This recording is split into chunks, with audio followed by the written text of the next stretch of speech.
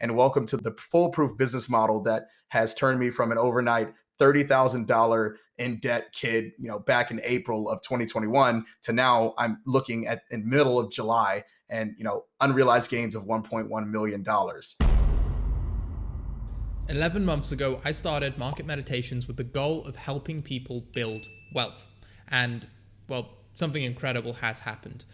Bryce, the person we're interviewing today, listened to an episode of Market Meditations where he learned about a game called Axie Infinity.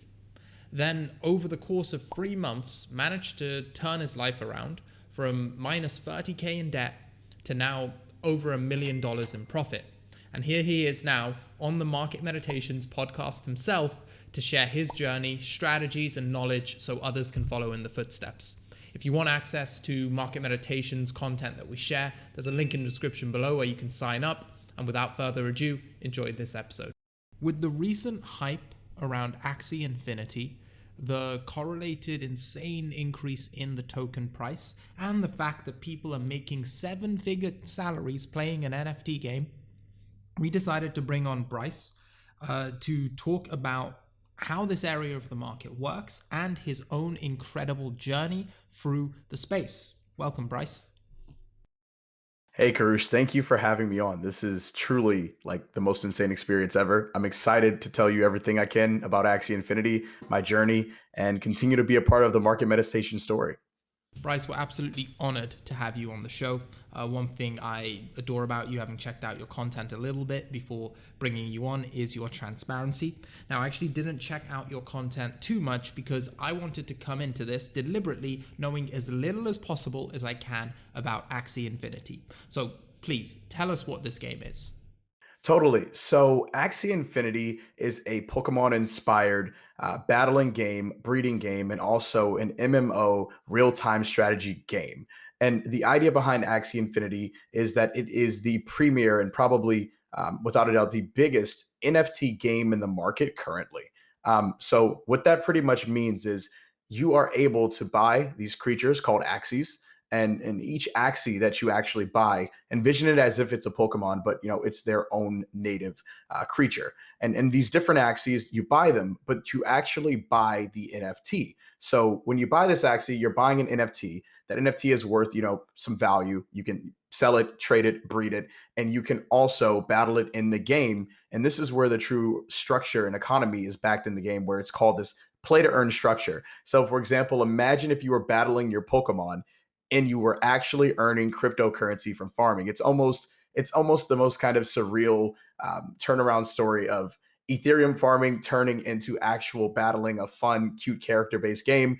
And right now, people are earning a full-time income, being able to battle these Axies in third world countries and developing nations to provide for their families. So think of Axie Infinity as a Pokemon-inspired battling game, and eventually there is going to be a release of the land game or the MMO real-time strategy game that's going to provide some other additional characteristics. But right now, people are making insane amounts of money playing Axie Infinity. The Pokemon analogy makes it really simple to understand, and it's a real-time strategy game, so I'm guessing you're playing against other players. So what happens? You battle against other players, similar to how you battle in Pokemon, and then you get some sort of in-game currency for this? Exactly. So I'll kind of go through some of the different aspects of it, and we can start with just true battling. So there are 2 currencies in Axie Infinity currently. The first one being AXS, or Axie Infinity Shards, and that is the actual token for the game. You can, stake it, or eventually they're going to be releasing a platform where you can stake that token and earn interest on it. But Axie Infinity Shards is pretty much the overall token for the game. Now, there is a second token, and this is the one that actually provides the utility behind the structure of the play to earn aspect, and that is Smooth Love Potion. Now, the interesting thing behind the name, the Smooth Love Potion name, is it's actually used as the breeding utility mechanism in the game, but it has seen an insane spike in price over the last 3-6 months, however you want to call it, where this token has gone from, mere cents. I think it was 2 or 3 cents maybe a couple of months before I started playing the game. And, recently it hit an all-time high of 40 cents as of, I think it was 1 or 2 days ago. But Envision it like this, Karush. I would play in the Axie arena against you. You would battle against me, and the winner of that battle would receive some smooth love potions based on your current rank, the current system, and the just amount of yield that they give out per battle. Now, ideally, this aspect of the game is important because as people begin to battle, they can earn those smooth love potions, and they use those smooth love potions to actually breed the Axies. And when you're breeding these Axies, you're pretty much breeding or putting two of your Axies together. You're creating a brand new or generating a brand new NFT that is also minted on the blockchain. And at the time of doing that, smooth love potions are being burned, and AXS token or Axie Infinity shards are being taken out of the population and provided back into the Axie Infinity public trust pool. So both tokens have some level of kind of whereabouts within the infrastructure, and this is how there's able to have kind of a stable economy behind it. I'm actually seeing a lot of similarities between what's happening here and a popular game called RuneScape, where you can buy gold in this game with real money, and players can sell it to other players as well. So playing this game, earning money in this game can actually be a very profitable activity that you can make a lot of money from. Now, the key difference I see here is the NFT nature of things. You can actually own the assets that are a part of this game. So what do you see as the differences between earning money through Axie Infinity or earning money through a game like RuneScape? Yeah, so the major advantage is, when you're playing a game like RuneScape, or if you're playing a traditional based video game that isn't, an NFT game, or it isn't backed by a level of decentralization, at any point in time, your assets in that game can be frozen. Your assets in that game can be taken, and you don't truly own them. If they decide to make a new game, for example, if any of you are familiar with FIFA Ultimate Team or Madden Ultimate Team or anything of that sort, you go in, you spend a ton of money every single year on these packs, and and Ronaldo or Messi in this game is probably worth a couple $1,000 give or take. But at the end of the year, you have to pretty much go in and do the same thing again. And you don't really own these assets. You just own them in that individual game. You can't spend them. You can't take them outside the game. And I think there are actually kind of laws that EA Sports has enacted to stop people from, or at least discourage them from trading, selling FIFA coins, things like that. I don't know if the laws are the same in RuneScape, but in Axie Infinity, because they are all NFTs, you own them. They belong to your wallet, regardless of the game's infrastructure. That NFT that you mint is automatically in your wallet. You can sell it. There's an inherent level of value there. And what play to earn gaming does in NFT gaming is it really just empowers gamers to not only own their assets, manage their assets, but being able to utilize them in any fashion they see fit. And that is kind of the big difference between traditional games and where this new era of a revolution is rising, where you see these NFT games coming into the space and they're giving power and ownership of the game to the players. Now, Bryce, I don't know if you know this, but I'm actually a gamer at heart, and trading was what ended up replacing my video game habit.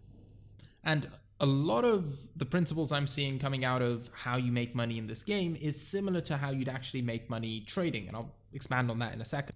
But before I do, I want to challenge the idea directly a little bit because it does sound too good to be true.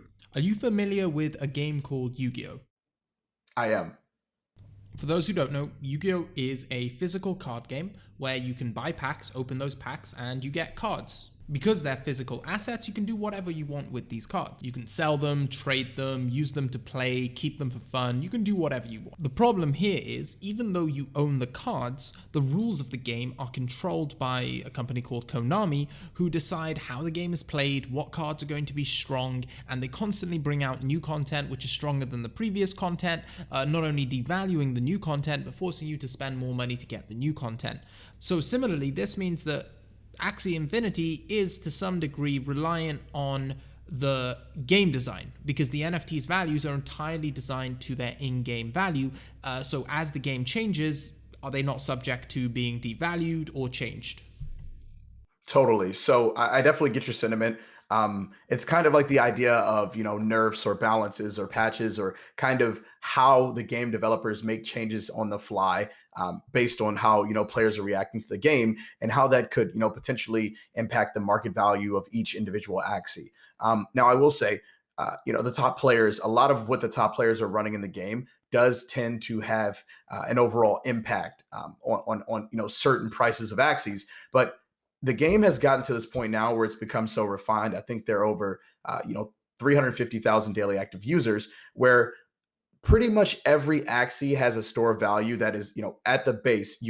The minimum Axie on the market right now is $300. So the value of Axies, and that's for like if you wanted probably the worst Axie in the game, there's still a level of utility, there's still a level of value there, and I'm going to speak to it in a couple of ways. The first way being, the way that you play to earn in this game, you get a certain amount of energy based on the amount of Axies that you own. So, for example, Karush, if I owned, 3 Axies, I'm going to get 20 energy per day, which means I could probably farm around 150 to 200 SLP. And at the current rate of 30 cent per SLP, that's a pretty decent amount of money if you're in a third world country or a developing nation, and you don't want to work at a sweatshop, or you don't want to work at a job that is extremely strenuous. Now, where this comes into play, even if you have Axies that aren't in meta, if you have 10 or 12 of them, you get even more energy, which means you can farm even more. So there is utility backed regardless of whether or not the card set is the right card set, or whether or not this Axie is in meta at the time. And they actively work with the different pro players in the game to create nerfs and patches and buffs that keep the game balanced, that allows for players in different Axies to become more featured in the meta.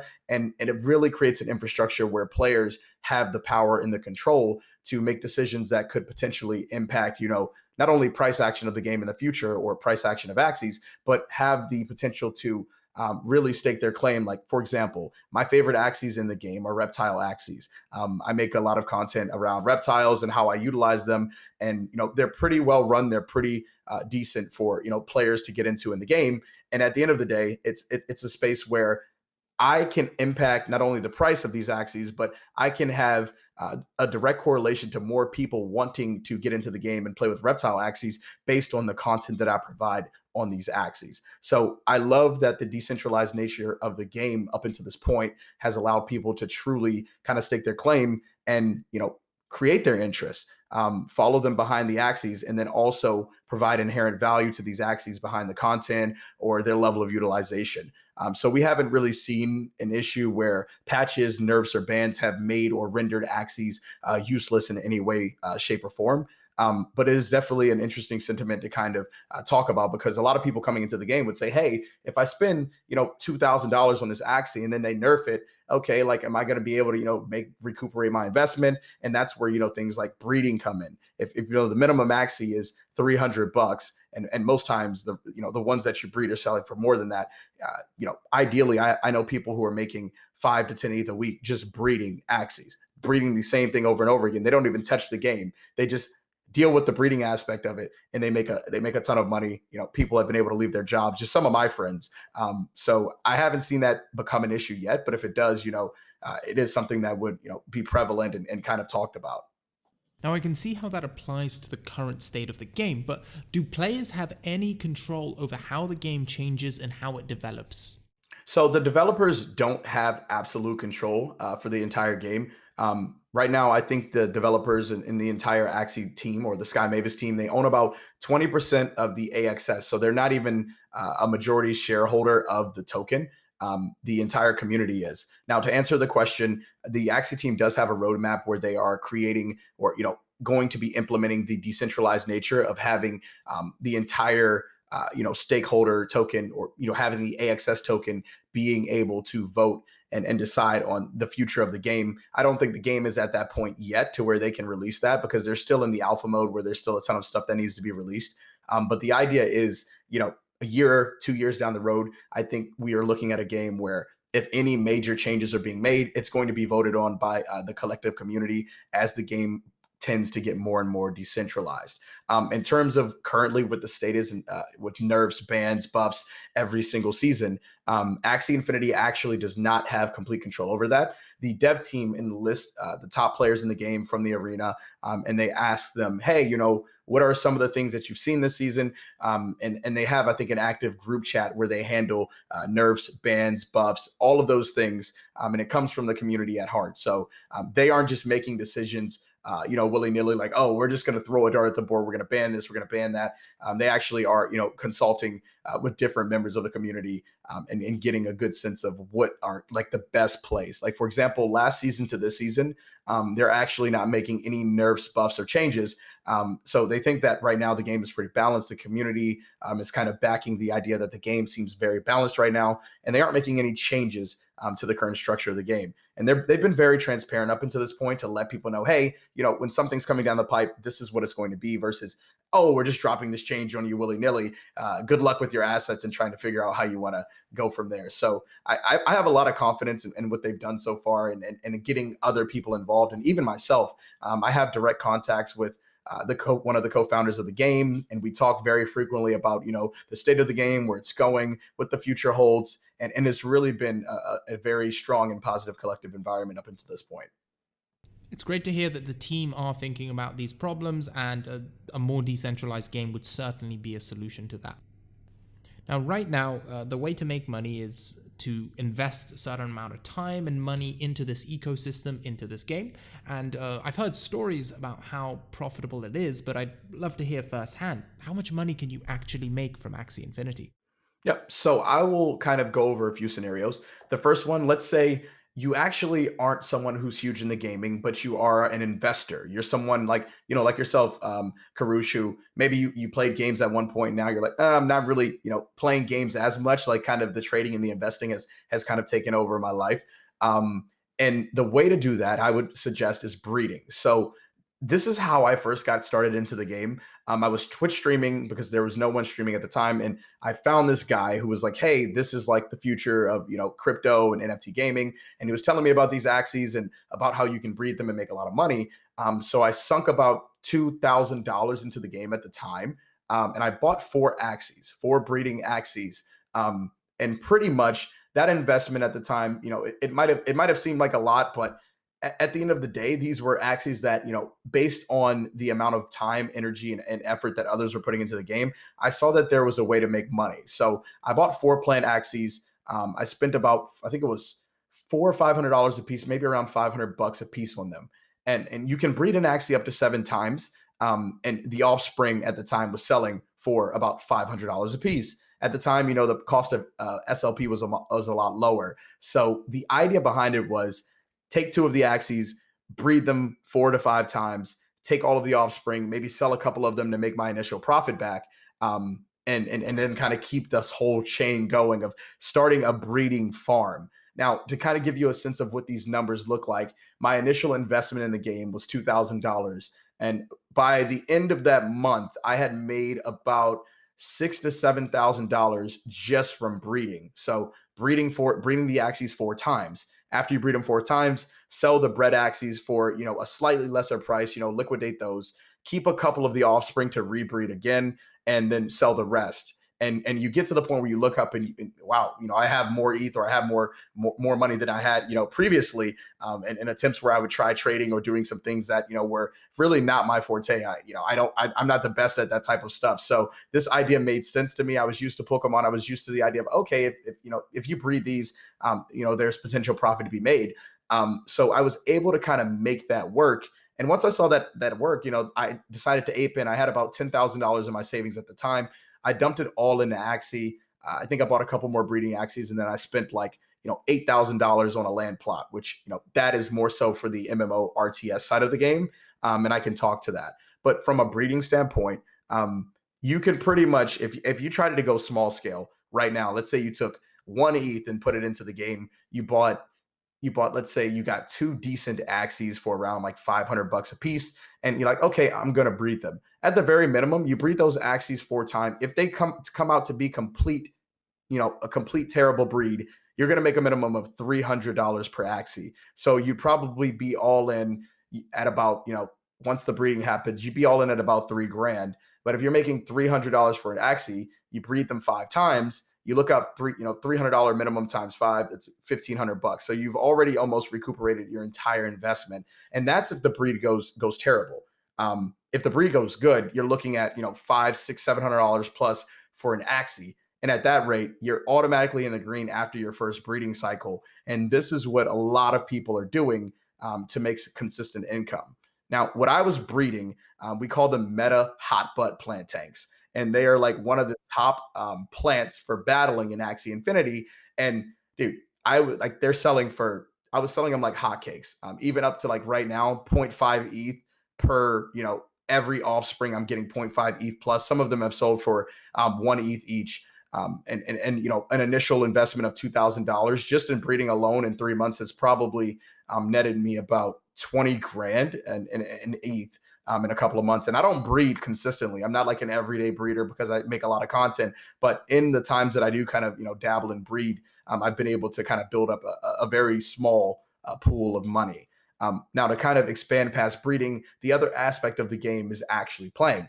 Um, in the current market, if you were to just say you play every day and you have only three axes, so you only have three, you probably would earn somewhere around 150 SLP per day.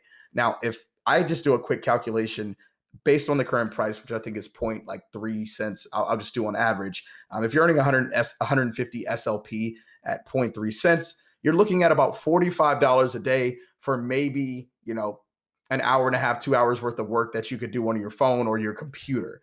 Now, if you times that by 30 days, you're looking at around $1,350 in SLP that you've earned just from playing the game for a couple hours a day. Now that SLP you can take and throw it right back into your breeding pool, and it's as if you're getting free breeding cycles, because now you don't have to buy SLP on an exchange to do your breeding. You can actually use the SLP that you earn from playing to do the breeding. So that definitely helped scale up quicker. Now that is the actual play to earn strategy. Now, I'm going to give you the kicker of how I make, how I was able to scale up from, $10,000 to 1.1 million in unrealized gains in 3 months. And that is through scholarshiping.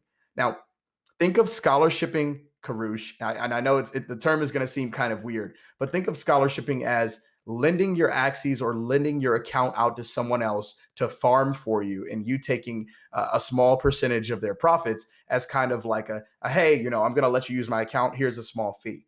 Now, where this is extremely magical is two things. At scale, you can make a very nice income doing this. And then two, there is an extremely high market of people who are interested in working or being a part of these scholarship programs. So the way scholarshiping works, let's say, I bought my first three Axies, I've grinded, I've done some breeding, and now I have three more Axies.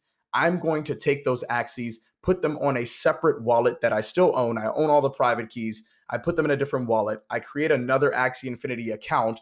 And in a developing nation, there is someone who realizes, hey, $45 a day playing this game is a lot more money than I would earn, working a regular job. For example, in the Philippines, they're making about $7 or $8 a day on average working a regular job. And playing Axie Infinity, they're actually, quite like 5xing what they would make if they worked a regular job. So I've been able to build my following up in the Philippines, and the way that we've been able to kind of scale up our business model so quickly is we're putting Axies on a wallet. We're lending them to other people. They're playing with them for an entire month, and from that standpoint, we take a small percentage of their profits, and they take the rest. They get to live. They get to live extremely well based on the current price of what it's like to live in a place like the Philippines, or maybe they're in El Salvador or some other developing nation. And it's this trend that has just completely blown up. And the idea behind it is that person plays on your account until they've earned enough money to buy three Axies of their own, and that's where scholarshiping turns into graduating. And once they graduate, then you bring in someone else to play on that scholar account, and that person now they have a way to earn income consistently as their own kind of small entity, small business, without having to work at a sweatshop or a very dead-end job and struggling every single day. And it's really empowering gamers through this economic ecosystem. Now, where this happens at scale, let's say, for example, Karush, I have one scholar. I have one scholar earning 150 SLP per day, and we multiply that by 30 days. That's 4,500 SLP. And at the going price, let's just say it's zero point 0.3, you're looking at $1,350. Now, the way my scholarship program works, we take about 25% of what that scholar earns just for allowing them to play on our account. So at that 0.25% mark, that means I've earned $337 in a single month off that scholar with them playing on the account. And I haven't had to do any additional work outside of kind of teach them how to play the game and, kind of, integrate them within my ecosystem. Now, at that 337 bucks, let's time that by 200.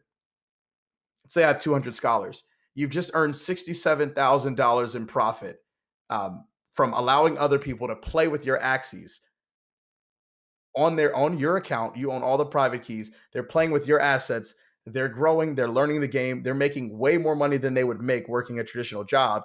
And you're also getting a cut of what they do just for allowing them to play with your Axies. Welcome to Scholarshiping in Axie Infinity, and welcome to the foolproof business model that has turned me from an overnight $30,000 in debt kid, back in April of 2021 to now I'm looking at in middle of July and, unrealized gains of $1.1 million.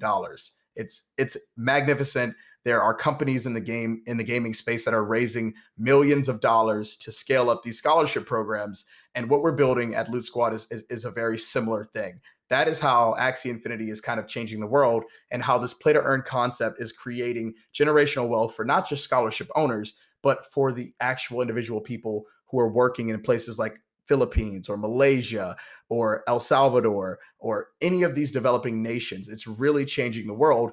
And as more players scale and start joining the game, the amount of Axies that are being consumed goes down. The prices of the Axies go up. The prices of SLP goes up. The prices of Axie Infinity AXS shards also goes up. And this ecosystem is just creating so much financial stability for people across the world that it's almost seemingly too good to be true until you get involved. And I know that was a spiel. I'm sorry. I kind of went a long way there, but I had to kind of go deep and give you the nitty gritty of why Axie Infinity is changing the world in so many ways. Well, Bryce, thank you so much for the detailed breakdown of the strategies you can use to earn money in Axie Infinity, and a detailed breakdown of your own journey, in which there was a lot of savvy entrepreneurship that I'd like to congratulate you for. The system with the graduates seems quite fair, where they can earn money for a scholarship and eventually graduate and do their own thing, trying to continue to make money through Axie Infinity. It must be quite surreal to have an NFT game completely change the course of your life. Has the reality of it all hit yet? It honestly, it doesn't feel real. Like, to give you kind of like an example of like how this, like, it's gone so crazy. People that became, Loot Squad scholars, a month ago, dude, these people are making like, they're making such a living at this point. They are actually doing their own giveaways. Like, they're giving away SLP, and they're trying to get others into the community, and they're like doing things that you wouldn't think people in third world or, developing nations would be able to do. And it's because there is so much money and influx coming into the system. They are just paying forward what we are actually building. And I'm like, wow, like, if you would have told me that, 3-4 months ago, that I would have gone from someone who is, I tried a couple startups, they failed, and I can kind of go, deeper into, my failures, because there were a lot of failures before, things kind of blew up. And now I'm like spinning because I haven't had time to actually think, man, what would I do if I, pulled out money, or what would I do if I, decided to like kind of rest and take a trip? You get so addicted to, being a part of this change and this process that you kind of don't want to stop working. You kind of just want to keep building as much as you can. And, maybe eventually I'll take a break, or I'll like burn out for a couple of weeks or something. But as of now, I haven't really, been able to feel it. I live in my grandmother's basement. I'm paying like $400 a month rent. I grind every single day. I drive like a really, cheap Honda Civic where it's insanely good on gas. And, for now, I'm just like, all right, like, I'll play video games all day and stream and enjoy life and truly do what I want to do. I think I was chasing autonomy. That was kind of like my first goal. And, I'm leaving my job on Thursday, putting in my 2 weeks notice. And like, that's the most surreal thing ever. It's frightening. I'm afraid because I'm like, oh my God, what if the world just crashed now and things went left or right? But it's like, when you truly believe in what you're doing, you have to make decisions based off of where you are. And I think this is life changing for me. And I have to truly dig into it and go as hard as I can, as far as I can, and believe that this ecosystem that we're building is one of value. It's one of self-worth, and it's one that's going to change the lives of so many. I think an interesting point to bring up here is that you seem to be loving this journey. You seem to be loving this grind, and the traditional definitions of work-life balance, how much effort you need to put in. The world has changed in a way where, I mean, look at you, you're making money playing a video game. It's incredible. Most people would take time off of the traditional definition of work to do this. So right now, work and life can be the same thing. You can actually live your life in a way that delivers value to society, earns you money, and just continually do what you love to do and have it be productive. Now, this is where I actually want to pull back on the word happy. It's not actually happiness that you should be looking for, because to achieve things like this, you do need some degree of suffering. Sometimes suffering is required to get good things. So a better way to phrase it is to just make sure you can look back and not regret. Yeah, totally. To kind of go back on that point that you were just speaking on, I tell my friends all the time that, we have to decide who we want to be every single day. And I am so consumed with not just being an average or mediocre person that I am fine with going hard and losing sleep to know that, 5, 10 years from now, I'll be able to wake up and say, hey, I don't work every single day to look forward to the weekends because that's the only free time I have. Everything I do every single day is a part of my life. There is no work life balance, like you were saying. It's just, this is my life. I'm living it to the fullest. And that's what I truly want to be. Now, to kind of talk about my background, because dude, it is, oh man, it is an illustrious list of notorious failures. But it's I think the whole idea of you kind of need to be 10 years of grinding, or it takes 10 years of grinding to be an overnight success.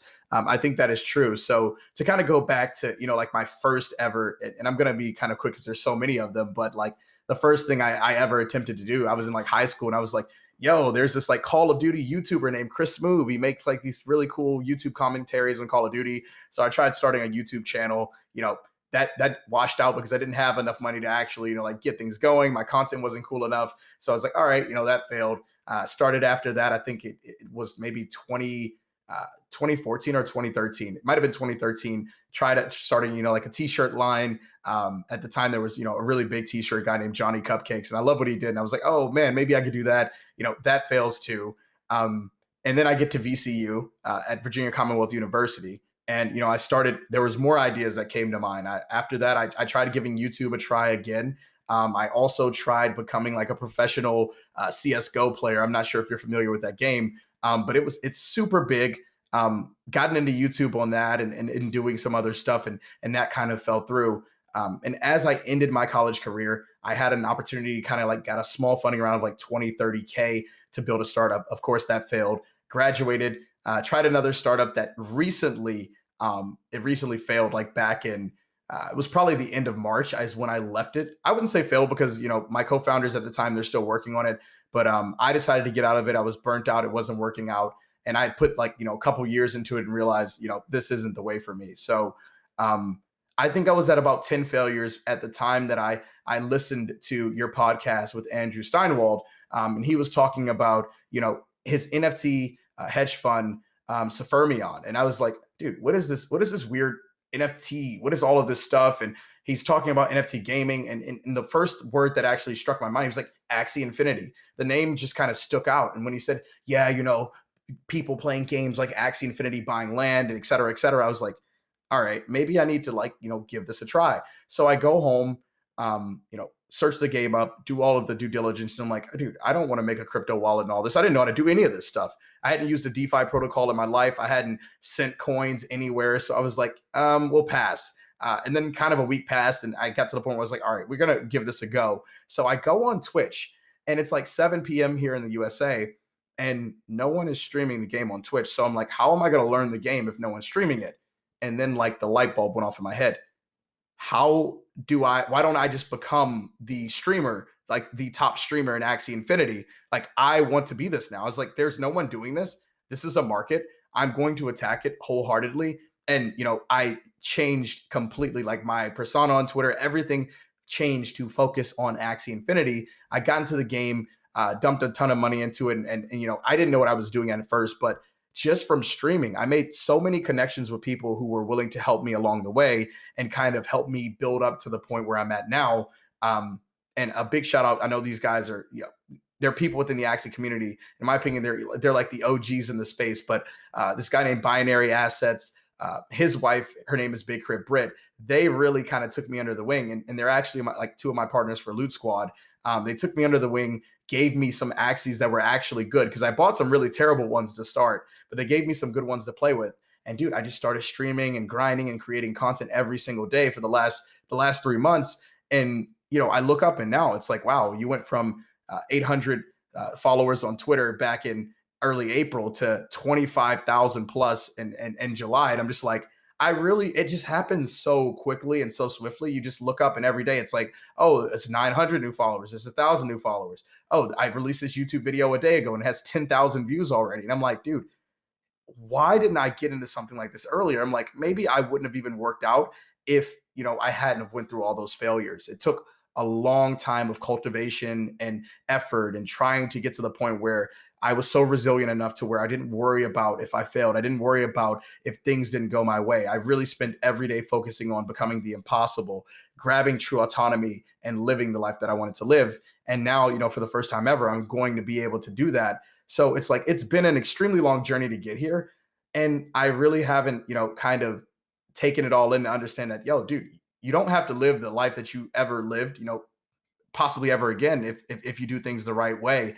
So I'm honestly still awestruck. Like being here right now is like the full circle, like culmination of things that I never thought was even possible. If you told me in April that you would listen to Andrew Steinwald on, the Karush AK Market Meditations podcast, and now you would be the person being interviewed about the same game that you were listening to him talk about on the amazing Market Meditations podcast, dude, I would have literally laughed you out of a room. So, dude, I don't know. It's insane. This whole 3 month period has been the change of my entire life. And I think anybody who wants to get into content, get into, anything, they should just dive in head first. Words can't express how happy I am for you, Bryce. What I find particularly incredible about your journey is how you've managed to push through these failures, and they're all in a very similar field. What kept you believing in yourself despite failure after failure? So I would say the belief started when, I realized that there was a way to make a lot of money and live the life that you wanted to live. And you didn't have to get a 401k. You didn't have to work a job for 40, 50 years. Like that sounds like a scam to me. If you told me that, hey, go to college, go a ton in debt, and then, spend your first 25 years of your life trying to pay it off. And then the last 25 years of your life, pretty much like eating tapioca pudding and trying to, budget the little bit of money that you saved in your 401k, I would be like, dude, that is like the biggest scam I've ever heard. So like as soon as I realized what a 401k was, and a lot of people are going to be like, oh, you should always have a 401k or some type of like, long-term investment platform in terms of, hey, your money needs to be working for you if you have a 9 to 5 job. Like I realized that, that wasn't the way for me. So much to the point to where I refused. And I made a pact with myself as soon as I graduated college. I said, you're not going to be 30K in debt, past your 30s. Like you're going to get out of this. And the pact that I made to myself was I'm never going to put money into a 401k because I felt that if I put money into a 401k, that was me conceding defeat and giving up on my own dreams and my own ideologies behind owning all of my time and owning true autonomy. I from an early age, I started reading books like, the 40-hour work week or, Rich Dad, Poor Dad, all of these different books that really talk about, building businesses, building infrastructure and changing your life. And for me, it was, dude, I don't want to have to wait until I'm 45 if I want to buy a Lamborghini or maybe, and maybe that's a bit absurd because most, everyday people are never going to buy a Lamborghini, regardless of, if it's their dream car or not. But I want to be, enjoying my life every day. If I want to take a trip tomorrow to come hang out with you in Dubai, I want to be able to make that happen. I want to truly be able to live the life that I want to live. And every single day, I feel like when you're sitting there and you're deciding, hey, oh, I failed at this, but I'm going to give up now. What is the worst thing that can truly happen in life? The worst thing that can truly happen is you die, and if that's the worst thing that can truly happen, the next worst thing for me is like, oh, you can't pay your bills this month. Okay, my credit score goes down. Who gives a damn about traditional finance? It's not like I'm going to buy a house tomorrow. Okay, if my credit score goes down, oh, guess what? You can't pay your rent. I have a mom. I know not everybody has this situation, but if you're not going to be homeless on the street and you have a way to kind of rebuild yourself back up, I think you should take every possible risk you can while you're young to make the life that you want to live. I don't want my kids in 30 years or 20 years to have to go and take out a student loan to go to college if that's something that they want to do. I want them to be able to jump out and make the decisions they want to make. And I think like it's great because hanging out and talking to more people in this space, and even you, like 4 years of this, if I ask you the same question, where were you 4 years ago when you realized this is something I can do full time? What was your thought process back then? So actually, my story is a little bit different, where social media was just something I did on the side to make trading a little less lonely and a little bit more enjoyable. It was only 1 year ago where I decided to take this thing seriously and start actually pumping out content and trying to build some sort of personal brand. But if we were to take it way back to university, where I got a little bit lucky and started my own business that did pretty well, what it showed me was the traditional path I wanted to go down, to just go into investment banking, was fine, and it probably would have done pretty well and made a decent amount of money, but it didn't give me the freedom. And the business showed me that I can do whatever I want and still make money doing that. Why would I not do whatever I want and make money doing that? Live wherever I want in the world and just own my own time. What kills me is that you actually had to read books to learn this. You had to read Rich Dad, Poor Dad, and the education system didn't teach it to you. I mean, there are things I like about the current education system. I think it's important to have a good understanding of the sciences, mathematics, history, geography, all the topics. So you go into the world with a wide spectrum and understanding, but it's something that needs to change. And the internet gives us a platform for which we can do that. It's one of our biggest goals at Market Meditations, to help people build wealth, because the education system doesn't do it. Well, Bryce, congratulations again. We're approaching past our normal finish mark. Yeah, I'm sorry about that. This is one of my favorite episodes ever. I love your energy. I love your journey, and I am bullish on you, Bryce. As we draw this episode to a close, is there anything you'd like to leave our listeners with? Yeah, the one thing I would really say is, regardless of whatever community you're building, wherever you're at, understand that everyone has a place of value. Everyone has a place of self worth. One of the reasons why the Axie Infinity community, is able to do what they're able to do and build this amazing ecosystem, is because of a very strong population of Filipino people who play Axie Infinity and make it, their mission to not only, play to earn, but to grow this game. And my time in interacting with this amazing group of people, I've learned how resilient people in developing countries are, how creative they are. So truly give people the time of day, and give them the energy that you would like to see others give you. I think a lot of times people try to write, others off because maybe they don't have, the same amount of clout or the same amount of money. But at the end of the day, we're all human. And a lot of my success, I would say like 98% of it is attributed to the fact that I've been able to kind of grow and build a family in the Philippines that spans beyond anything in my wildest dreams. So a big thank you to the people in the Philippines. And I'll sign off with just become the impossible. It's the phrase I've used since day one, back, 5, 10 years ago when I was grinding out. It's always been become the impossible. And Karush, thank you so much for having me.